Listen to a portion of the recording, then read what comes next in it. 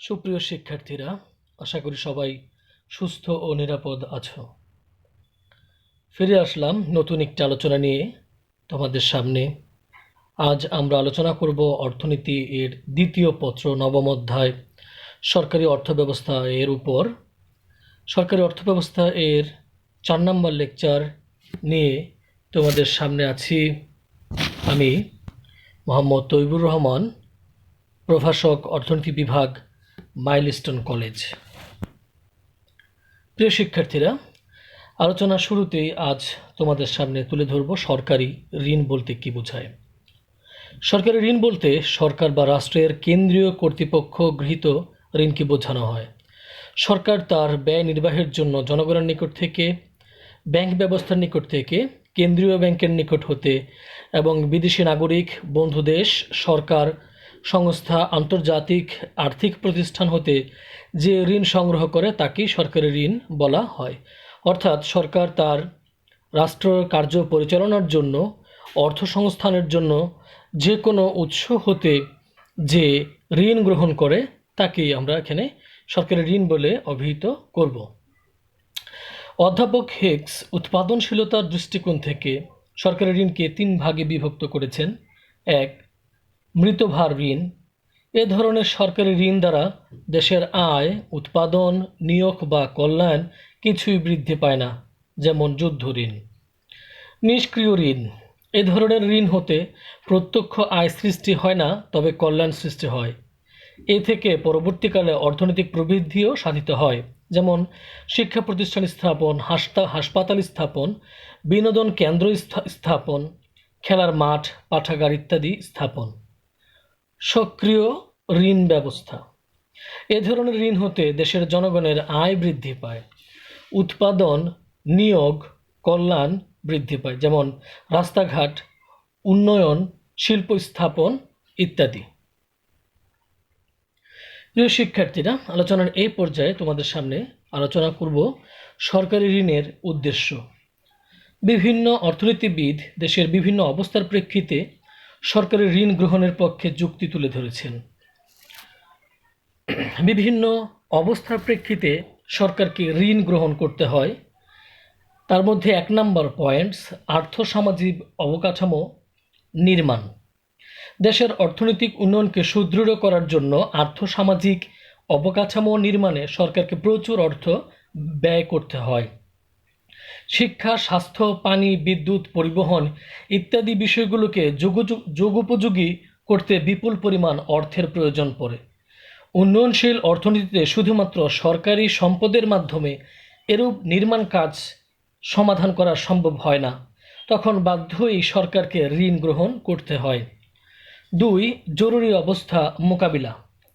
অর্থনীতিতে হঠাৎ জরুরি অবস্থার উদ্ভব হতে পারে, যেমন জলোচ্ছ্বাস, ভূমিকম্প, বন্যা, দুর্ভিক্ষ, মহামারী, যুদ্ধ। এরূপ অস্বাভাবিক অবস্থা যে কোনো মুহূর্তেই সৃষ্টি হতে পারে। এরূপ অবস্থা মোকাবিলা করা রাষ্ট্রের চিরাচরিত উৎস দ্বারা সম্ভব নয়, কারণ কর রাজস্ব বা কর বহির্ভূত রাজস্ব তখন বাড়ানো যায় না। তখন ঋণ গ্রহণ প্রক্রিয়া অত্যন্ত সহজ এবং সরকার জনগণকে ক্ষতিগ্রস্ত না করে এই নীতি বাস্তবায়ন করতে সক্ষম হয়। ঘাটতি বাজেট অর্থায়ন। দরিদ্র উন্নয়নশীল জনবহুল দেশগুলোতে রাষ্ট্রীয় বাজেটে আয়ের চেয়ে ব্যয় বেশি হয়ে থাকে। উন্নত দেশেও এরূপ অবস্থা লক্ষ্য করা যায়। এরূপ ঘাটতি বাজেট মোকাবিলায় সরকার কর আরোপ, নতুন মুদ্রা ছাপানো বা ঋণ গ্রহণ প্রক্রিয়া অবলম্বন করতে পারে। কিন্তু গণতান্ত্রিক সরকারের পক্ষে নতুন কর নীতি বাস্তবায়ন বিরোধী দলীয় বাধা সৃষ্টি করবে। নতুন মুদ্রা ছাপালে মুদ্রাস্ফীতির সম্ভাবনা রয়েছে। এক্ষেত্রে সহজ পন্থা হলো সরকারি ঋণ গ্রহণ, যেখানে রাজনীতির প্রতিবন্ধকতা সৃষ্টি না করে বা মুদ্রাস্ফীতিও তেমন দেখা দিবে না। সঞ্চয় ও বিনিয়োগ বৃদ্ধি। সরকার দেশের জনগণের মধ্যে বিভিন্ন ধরনের সঞ্চয়পত্র, যেমন প্রাইজ বন্ড, প্রতিরক্ষা সঞ্চয়পত্র, বোনাস সঞ্চয়পত্র, ওয়েজ আর্নার বন্ড ইত্যাদি বিক্রি করে ঋণ গ্রহণ করে। গৃহীত ঋণ পুনরায় দেশের বিনিয়োগ করলে নতুন কর্মসংস্থান, আয় সৃষ্টি, সঞ্চয় ও বিনিয়োগ সৃষ্টি করতে পারে। এভাবে দেশের সঞ্চয় ও বিনিয়োগ বৃদ্ধির জন্য সরকার ঋণ গ্রহণ করে। উৎপাদন বৃদ্ধি। সরকার উন্নয়ন পরিকল্পনার ব্যয়ভার নির্বাহের জন্য ঋণ গ্রহণ করে। এরূপ ব্যয়ভার নির্বাহের জন্য করনীতি ও মুদ্রা সৃষ্টির নীতি অপেক্ষা ঋণ নীতি অনেক বেশি সহায়ক। এভাবে গৃহীত ঋণ উন্নয়ন পরিকল্পনায় ব্যয়ের মাধ্যমে দেশের বিনিয়োগ, আয় ও উৎপাদন বৃদ্ধিতে ভূমিকা রাখে। কল্যাণ সর্বোচ্চকরণ। উন্নয়নশীল দেশের সরকার সবসময় জনগণের কল্যাণ সর্বোচ্চ করতে চায়। এজন্য বিভিন্ন সেবামূলক যেমন স্কুল, কলেজ, বিশ্ববিদ্যালয় স্থাপন, গবেষণা সহায়তা, দারিদ্র দুস্থ বৃদ্ধদের ভাতা প্রদান, স্বাস্থ্যসেবা সম্প্রসারণ, এতিমখানা পরিচালনা, স্বল্পমূল্যে রেশন প্রদান প্রভৃতির মাধ্যমে জনকল্যাণমূলক বিভিন্ন কাজ সরকার করতে চায়। কিন্তু এসব ক্ষেত্রে ব্যয় করার জন্য যে পরিমাণ অর্থের প্রয়োজন তা সহজভাবে সংগ্রহ করা যায় না বলে সরকারকে ঋণ গ্রহণ করতে হয়। অর্থনৈতিক স্থিতিশীলতা অর্জন।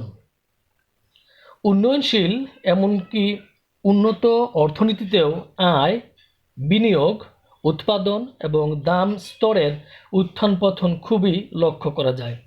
এরূপ উত্থান পতন ঠেকানোর জন্য অর্থনীতিবিদরা সরকারি ঋণকে শক্তিশালী হাতিয়ার হিসেবে মনে করেন। প্রিয় শিক্ষার্থীরা, আলোচনার এ পর্যায়ে আমরা তোমাদের সামনে তুলে ধরব সরকারি ঋণের উৎসসমূহকে। সরকারি ঋণের উৎসসমূহকে এখানে আমরা দুটি ভাগে ভাগ করতে পারি: অভ্যন্তরীণ উৎস এবং বৈদেশিক উৎস। অভ্যন্তরীণ উৎসসমূহের মধ্যে রয়েছে ব্যক্তির কাছ থেকে ঋণ গ্রহণ, আর্থিক প্রতিষ্ঠানের কাছ থেকে ঋণ গ্রহণ, বাণিজ্যিক ব্যাংক এবং কেন্দ্রীয় ব্যাংক। বৈদেশিক উৎসসমূহের মধ্যে রয়েছে বিদেশি ব্যক্তি, বিদেশি সংস্থা, আন্তর্জাতিক আর্থিক প্রতিষ্ঠান, বিদেশি সরকার।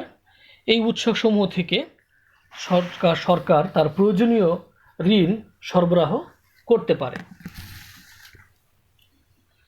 প্রিয় শিক্ষার্থীরা, এই পর্যায়ে আমরা সরকারি ঋণের বিভিন্ন উৎসের তুলনামূলক সুবিধা এবং অসুবিধা আলোচনা করব। সুবিধা অসুবিধা আলোচনার শুরুতে আমরা আমাদের অভ্যন্তরীণ উৎসের যে ঋণ উৎসগুলো রয়েছে তার সুবিধা অসুবিধা নিয়ে আলোচনা করব।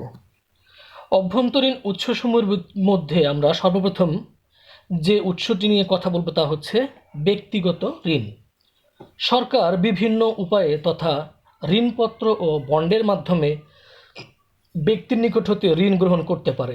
এই ধরনের ঋণের মাধ্যমে প্রত্যক্ষভাবে আর্থিক প্রতিষ্ঠানের উপর চাপ সৃষ্টি না হলেও পরোক্ষভাবে চাপ সৃষ্টি হয়, কেননা জনগণের জমাকৃত যে আমানত বাণিজ্যিক ব্যাংকের পুঁজি বা তারল্য হিসেবে বিবেচিত তা হ্রাস পায়। 2. বাণিজ্যিক ব্যাংক হতে গৃহীত ঋণ। সরকার দেশের বাণিজ্যিক ব্যাংক ব্যবস্থা হতে ঋণ গ্রহণ করতে পারে, তবে এরূপ ঋণ গ্রহণের ফলে বাণিজ্যিক ব্যাংকের তারল্য সংকট দেখা দেয়, বেসরকারি ভোগ, বিনিয়োগ ও উৎপাদন হ্রাস পায়। নন ব্যাংক আর্থিক প্রতিষ্ঠান। বিভিন্ন নন ব্যাংক আর্থিক প্রতিষ্ঠান যেমন বীমা কোম্পানি, লিজিং প্রতিষ্ঠানসমূহ ঋণপত্র বিক্রয়ের মাধ্যমে সরকার ঋণ গ্রহণ করতে পারে, তবে এ সকল প্রতিষ্ঠানে বিনিয়োগযোগ্য পর্যাপ্ত তহবিল থাকলে অর্থনীতিতে তেমন বিরূপ প্রভাব পড়ে না।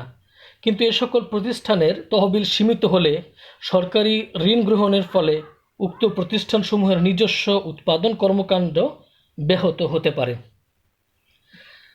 উন্নয়ন ব্যাংক। সরকার উন্নয়ন ব্যাংক হতে যদি মূলধন খাতের জন্য ঋণ গ্রহণ করে তবে এর ক্ষতিকর প্রভাব নেই, কিন্তু রাজস্ব খাতের জন্য ঋণ গ্রহণ করলে বেসরকারি বিনিয়োগ হ্রাস পেতে পারে। কেন্দ্রীয় ব্যাংক।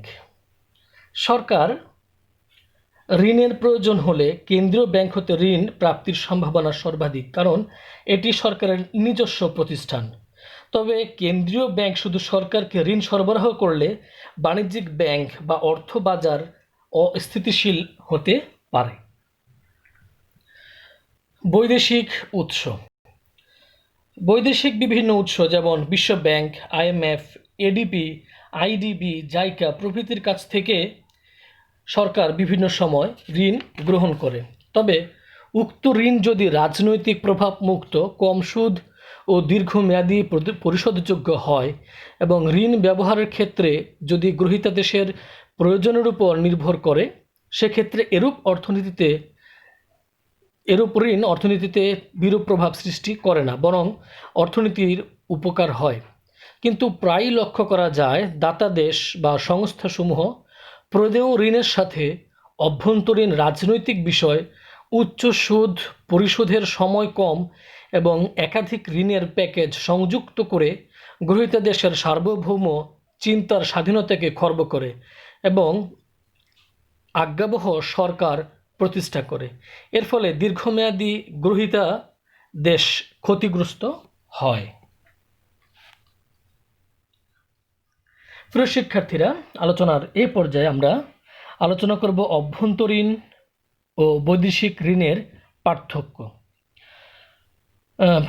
পার্থক্যটি আলোচনা শুরুতেই আমরা যে বিষয়টি ধরে পার্থক্য আলোচনা করব তা হচ্ছে ঋণ সংগ্রহের পদ্ধতি।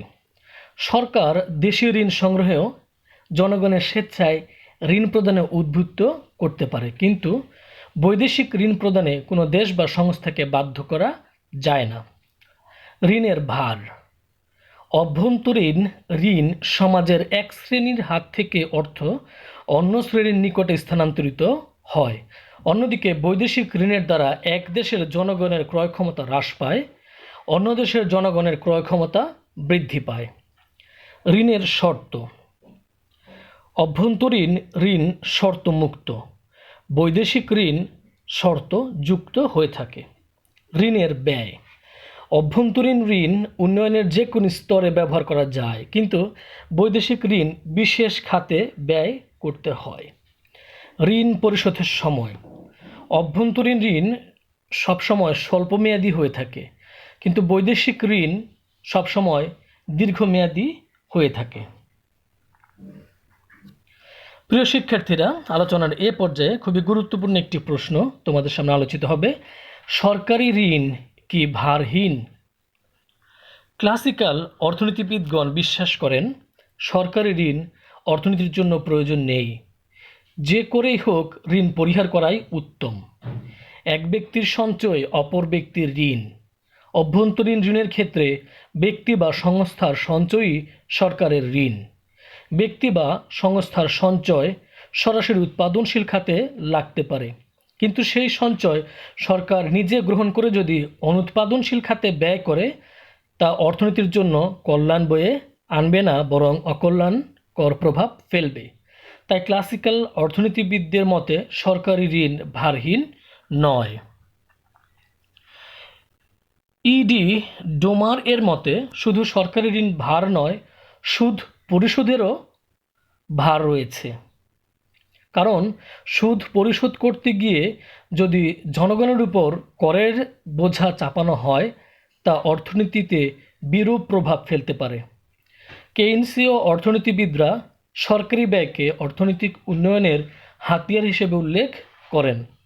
সরকারি ঋণ যেহেতু সরকারি ব্যয়কে প্রভাবিত করে, তাই দেশের অভ্যন্তর হতে সংগৃহীত ঋণ অর্থনৈতিক উন্নয়নে ভূমিকা রাখবে, কারণ এরূপ অর্থ দ্বারা দেশের বিনিয়োগ বৃদ্ধি করে নিয়োগ, উৎপাদন, আয় বৃদ্ধির শুভ প্রভাব রচনা করে।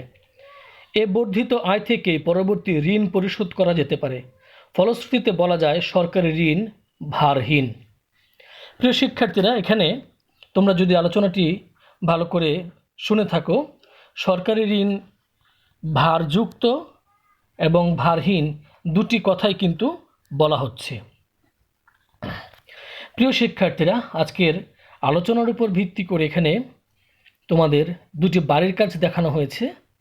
এর মধ্যে একটি কাজ তোমরা শ্রেণীর কাজ হিসেবে 1 নং প্রশ্নটি এখনই সম্পাদন করবে এবং শ্রেণী শিক্ষকের নিকট পাঠিয়ে দিবে। 2 নং প্রশ্ন উত্তরটি তোমরা বাড়ির কাজ হিসেবে সম্পাদন করবে এবং পরবর্তীতে তোমাদের শ্রেণী শিক্ষকের নিকট পাঠিয়ে দিবে। প্রিয় শিক্ষার্থীরা, তোমাদের সামনে পরীক্ষা, তোমরা সময় নষ্ট না করে সময়কে উপযুক্ত ব্যবহার করো, পরীক্ষার জন্য ভালোভাবে প্রিপারেশন নাও, যাতে তোমরা পরীক্ষায় ভালো করতে পারো। সবার সুস্থ ও সুন্দর আগামীর প্রত্যাশায় আজকের আলোচনা এখানেই শেষ করব। আসসালামু আলাইকুম।